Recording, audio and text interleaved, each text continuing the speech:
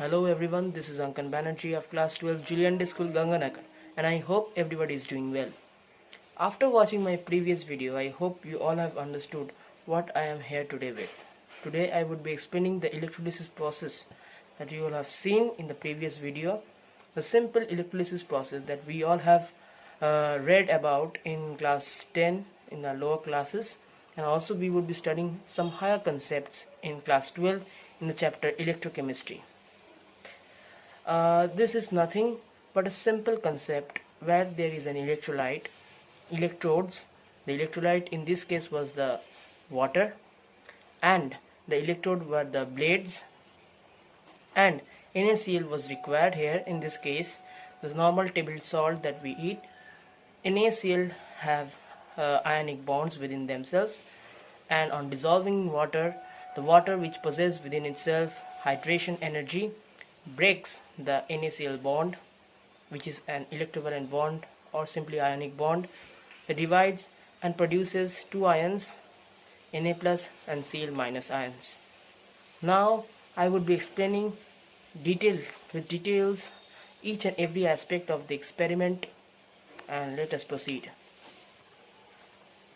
So these were the ingredients that I used for performing the experiment. As you can see here, two plastic glasses of water filled with water, which behaved as an electrolyte solution in my experiment, and I have the electrodes with me, the blades which are connected with wires here, which are connected finally to the bulb, as you can see. And on immersing these two inside the water, I obtained the electricity, the electron flow, and the glowing of the light bulb was seen.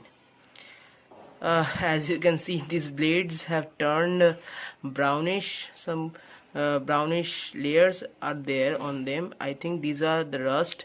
They have worn out because on performing the electrolysis they have generated the electricity, due to which they have worn out.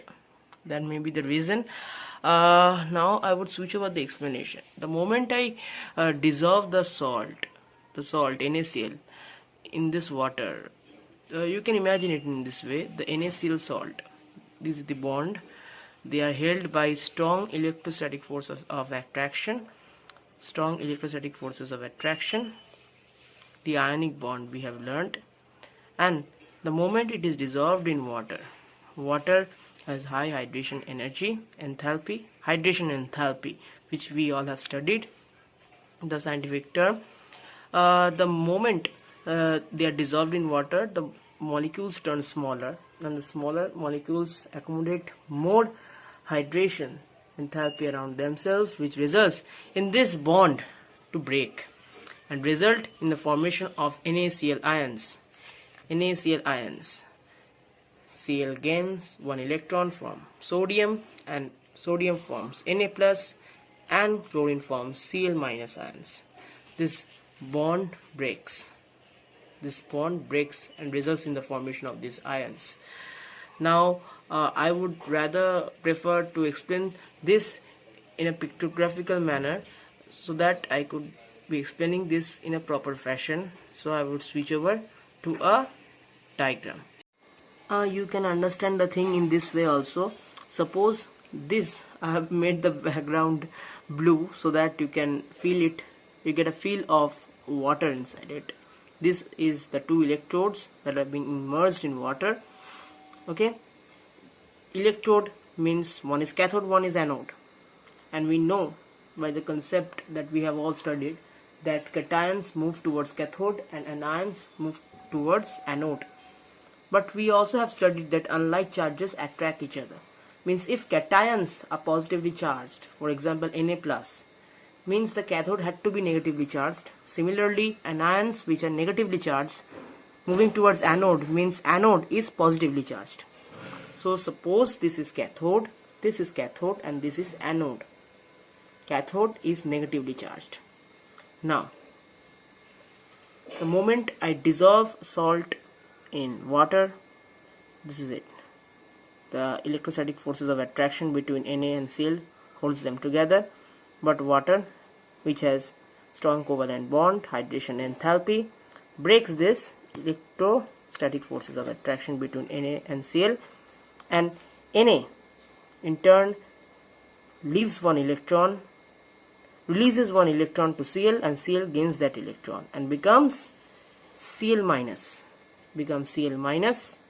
and Na becomes Na plus.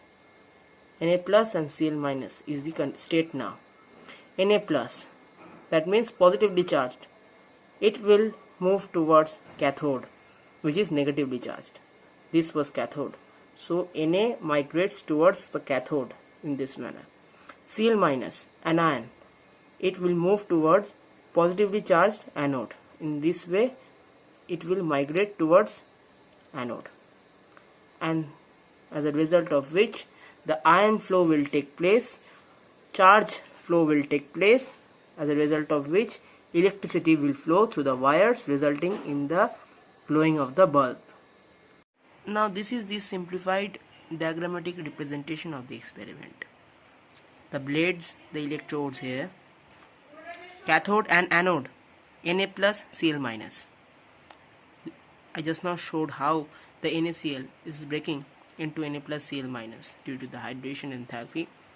Now Na plus is moving towards negatively charged cathode because unlike charges attract each other. It moves towards cathode, Na plus moves towards cathode, and accordingly Cl minus is attracted by the positive charged anode. It migrates towards the anode. Ions are flowing throughout this electrolyte solution, that is the water, and due to this ion flow, charge flow, you can say more precisely, the electron is flowing through this wire, and this bulb started glowing, as a result of which, as a result of the electron flow, the bulb started glowing. And the moment I remove these blades, these electrodes from the electrolyte solution, if I remove them, if I pull them up from the solution, then the bulb will stop glowing, as you watched in the video. Thank you.